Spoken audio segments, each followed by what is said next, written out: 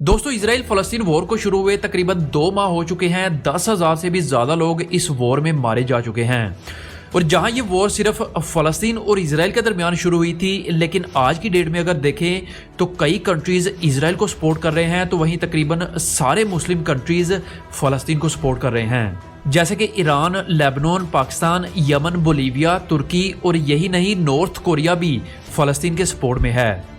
और अभी रिसेंटली कुछ ही हफ्ते पहले अल्जीरिया ने अपने पार्लियामेंट में वोटिंग करवाई कि इसराइल के खिलाफ अल्जीरिया को भी जंग का ऐलान कर देना चाहिए, और 100 में से 100 वोट्स फलस्तीन के हक में काउंट हुए, जिसके बाद अल्जीरियन प्रेसिडेंट अब्दुल मजीद तब्बून ने इसराइल के खिलाफ वॉर डिक्लेयर कर दी। याद रहे, अल्जीरिया दूसरा ऐसा कंट्री है जो यमन के ऐलान जंग के बाद इसराइल के खिलाफ वॉर में इंटर होता नजर आ रहा है।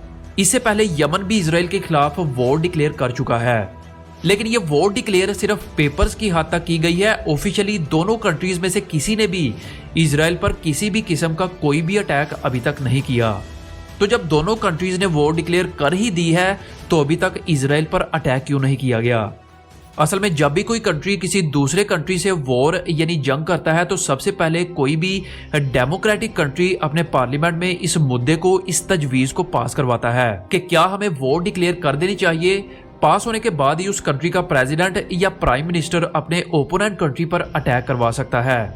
बिना इस तजवीज के पास हुए कोई भी डेमोक्रेटिक कंट्री किसी के खिलाफ वॉर नहीं लड़ सकता।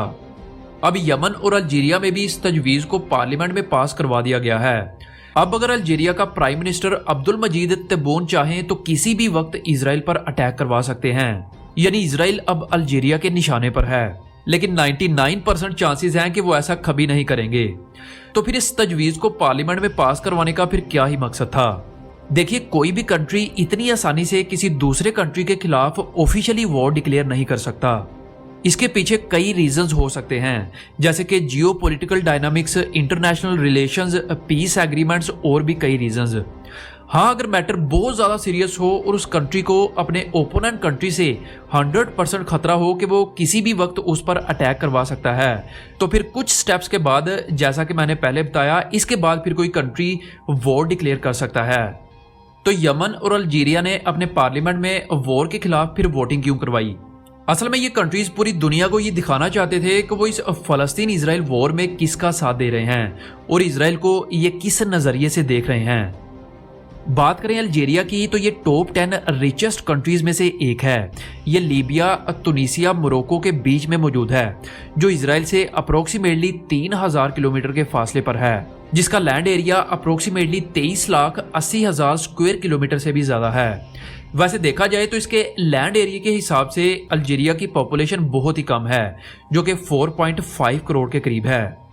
अल्जीरिया की मिलिट्री को देखें तो इसकी मिलिट्री इजिप्ट के बाद अफ्रीका की सेकंड स्ट्रॉन्गेस्ट मिलिट्री है। इनकी मिलिट्री में एक्टिव पर्सनल 1,50,000 हैं, तो वहीं इनके पास 2 लाख से भी ज्यादा ट्रूप्स पैरामिलिट्री सर्विस में मौजूद हैं। यही नहीं, अल्जीरिया अफ्रीका की सबसे बड़ी डिफेंस बजट वाली मिलिट्री है, जहां इनका डिफेंस बजट एक रिपोर्ट के मुताबिक $10 बिलियन से भी ज्यादा है, जो इनकी जीडीपी का 4.3% है। अल्जीरिया के पास मिलिट्री इक्विपमेंट ज़्यादातर रशियन मेड है, क्योंकि अल्जीरिया रशिया के टॉप ट्रेड पार्टनर्स में से एक है और दोनों कंट्रीज के दरमियान काफ़ी स्ट्रॉन्ग रिलेशंस भी हैं। इनके पास 1700 टैंक्स, 36,000 आर्म्ड व्हीकल्स, 300 के करीब मोबाइल रॉकेट प्रोजेक्टर्स, 225 के करीब सेल्फ प्रोपेल्ड आर्टिलरी शामिल हैं।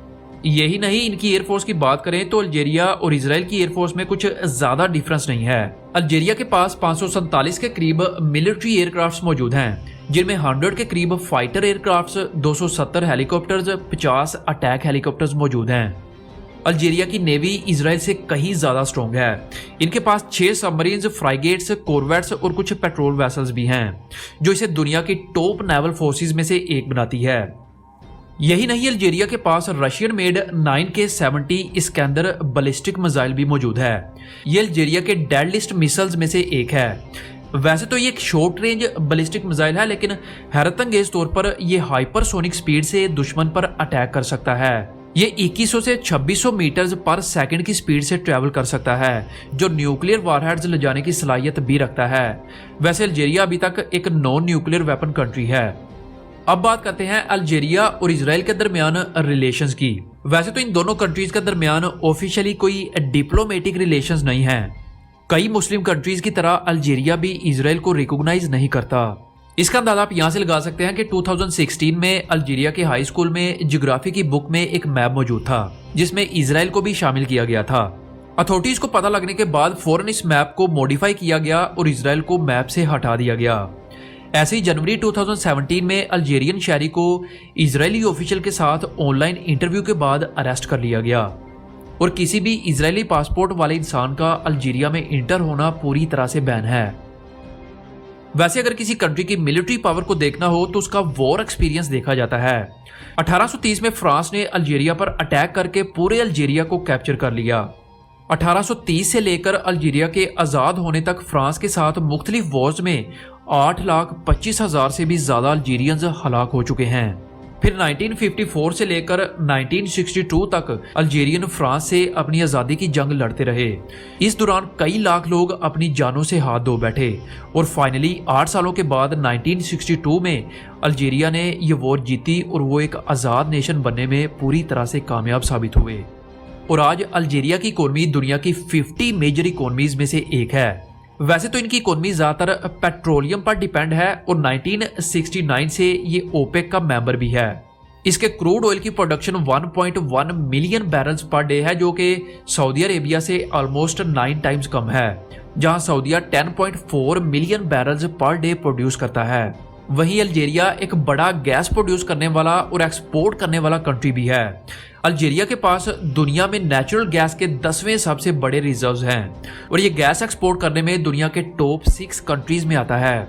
यूएस एनर्जी इंफॉर्मेशन एडमिनिस्ट्रेशन की 2005 की एक रिपोर्ट के मुताबिक अल्जीरिया के पास 4.5 trillion cubic metre natural gas के रिजर्व्स मौजूद हैं।